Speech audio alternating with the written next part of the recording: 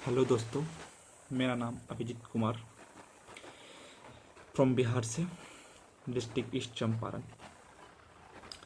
अभी लॉकडाउन 4 चल रहा है। जैसे लॉकडाउन ख़त्म होगा, बिहार विधानसभा चुनाव अपना रंग में ढलने लगेगा।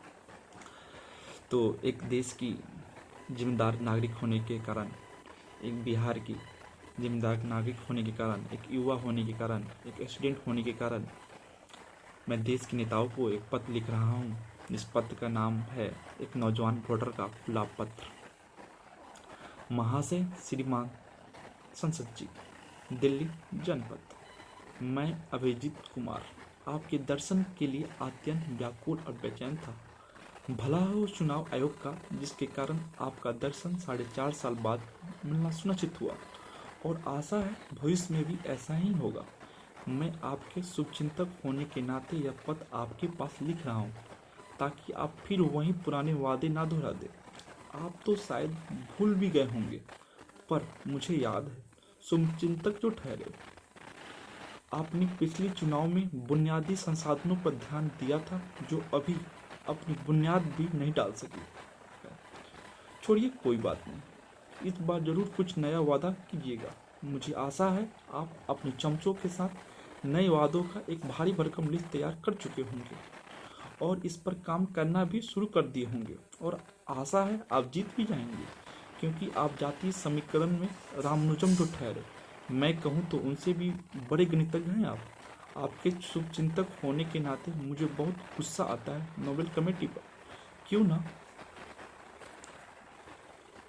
क्यों ना वे आपको नोबेल जैसी रत्न से सुशोभित करे। भले ही यह गणितज्ञ को नहीं मिलता, पर जोड़ तोड़ की गुंजाइश तो है ना इसमें।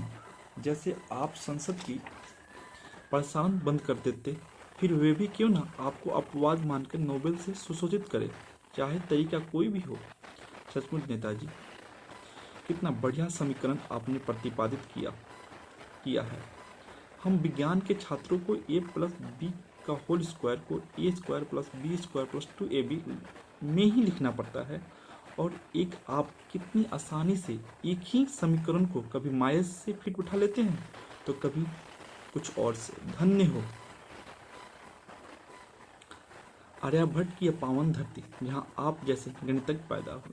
सचमुच नेताजी, हमारे देश में अच्छे लोगों की कदरदान नहीं है, क्योंकि आपको संसद की जगह IIT दिल्ली, खड़गपुर आदि के फैकल्टी में रहना चाहिए और देश के विकास में सहयोग कर देश की सेवा करनी चाहिए। अरे, ये मैं क्या बोल गया? आप तो अभी देश की सेवा ही कर रहे हैं। पर क्या करें नेताजी, हमारी मानसिकता भारतीय जो ठहरी, यह